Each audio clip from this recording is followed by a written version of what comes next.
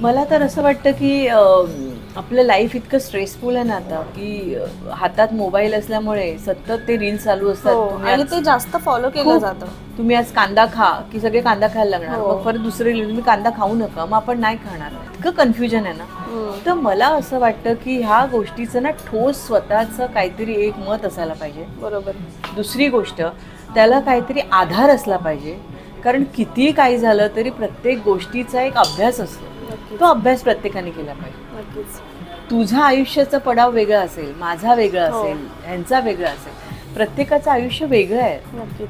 तुझ्या आयुष्यात झालं ते माझ्या आयुष्यात होईलच असं नाही. हां. त्यामुळे आपल्या अनुभवातनं शिका. नक्कीच. मला असं तेच वाटतं की दुसऱ्याचा अनुभव, दुसऱ्याचं पुस्तक त्यांनी लिहिलं तो त्यांचा अनुभव आहे. हो. कदाचित तुमचा अनुभव तसा नसेल. प्रत्येकाची स्टोरी वेगळी. एक्झॅक्टली.